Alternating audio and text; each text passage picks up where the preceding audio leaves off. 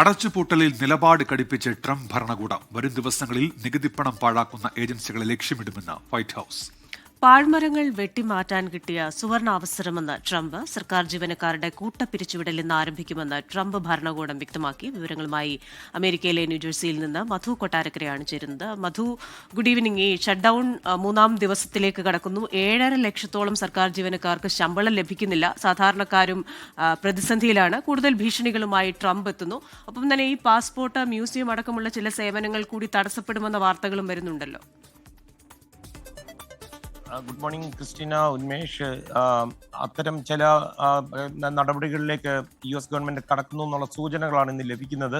ഈ US government അടച്ചുപൂട്ടൽ 2-ാം ദിനമാണ് ഇന്ന് പിന്നിടുന്നത്. ഡൊണാൾഡ് ട്രംപ് ശരിക്കും പരസ്യമായി ഡെമോക്രാറ്റ് ഭരിക്കുന്ന സംസ്ഥാനങ്ങൾക്ക് ഭീഷണിയും മുന്നറിയിപ്പും ഒക്കെ നൽകിയിരിക്കുകയാണ്. ഈ താൽക്കാലിക ട്രഷറി ഫണ്ടിംഗ് ബിൽ പാസ്സാക്കുവാൻ വഴങ്ങിയില്ലെങ്കിൽ ഫെഡറൽ ഫണ്ടിങ് നിർത്തുമെന്ന് ട്രംപ് ഇന്ന് തീർത്തു പറഞ്ഞിരിക്കുകയാണ്. ഇത് ഇന്നലെ നമുക്കറിയാം വൈറ്റ് ഹൌസിൽ മാധ്യമപ്രവർത്തകരോട് സംസാരിച്ചത് US vice president JD Vance ആയിരുന്നു. അദ്ദേഹം പറഞ്ഞ നിലപാടിൽ നിന്ന് വിരുദ്ധമായിട്ടാണ് ട്രംപിന്റെ ഇന്നത്തെ വാക്കുകൾ. വാൻസ് പറഞ്ഞത് ഗവൺമെന്റ് ഷട്ട്ഡൌണിന്റെ പേരിലൊന്നും ഡെമോക്രാറ്റ് ഭരിക്കുന്ന സംസ്ഥാനങ്ങളെ തങ്ങൾ ലക്ഷ്യം വെക്കില്ല എന്നായിരുന്നു. റസ് വോട്ട്, അതായത് പ്രോജക്ട് 2025 തലവനാണ് അദ്ദേഹം. അദ്ദേഹത്തിനെ കാണുമെന്നാണ് ഡൊണാൾഡ് ട്രംപ് പറഞ്ഞത്. നിരവധി ഡെമോക്രാറ്റിക് ഏജൻസികളിൽ ഏതാണ് വെട്ടിക്കുറയ്ക്കുവാൻ അദ്ദേഹം ശുപാർശ ചെയ്യുന്നത്, അതിനനുസരിച്ച് തീരുമാനമെടുത്ത് നീങ്ങുമെന്ന് ട്രംപ് പറയുന്നു. ഈ ഡെമോക്രാറ്റിക് ഏജൻസി ഭൂരിഭാഗവും ഒരു രാഷ്ട്രീയ തട്ടിപ്പാണെന്നും ട്രംപ് പറയുന്നു. അവിടെ വെട്ടിനിരത്തൽ ഉറപ്പാണെന്നും ആണ് ട്രംപ് വ്യക്തമാക്കിയിരിക്കുന്നത്.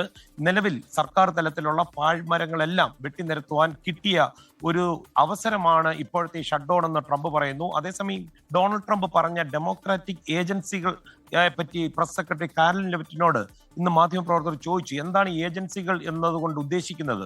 പക്ഷെ അത് സംബന്ധിച്ച് കൂടുതൽ ഒരു വ്യക്തത നൽകുവാൻ കാരലിൻ ലെവിറ്റ് തയ്യാറായതുമില്ല. ഉന്മേഷ്, ക്രിസ്റ്റീന. ശരി, ആയിരക്കണക്കിന് പേർക്ക് ആരോഗ്യ പരിരക്ഷ നൽകുന്ന ആരോഗ്യ ഇൻഷുറൻസിന്റെ പേരിലാണ് ഇപ്പോൾ ഡെമോക്രാറ്റുകളും റിപ്പബ്ലിക്കൻസും തമ്മിലുള്ള തർക്കം. ഈ തർക്കത്തിനൊരു പരിഹാരമായെങ്കിൽ മാത്രമാണ് ധനബിൽ പാസാക്കുക. ലോകത്തെവിടെയായാലും ഏത് സമയത്തും 24 വാർത്തകളും ഓഗ്മെന്റഡ് റിയാലിറ്റി പാക്കേജുകളും എക്സ്പ്ലെയിനറുകളും വിശദമായി കാണാൻ ഞങ്ങളുടെ YouTube ചാനൽ നിങ്ങൾക്ക് സബ്സ്ക്രൈബ് ചെയ്യാം.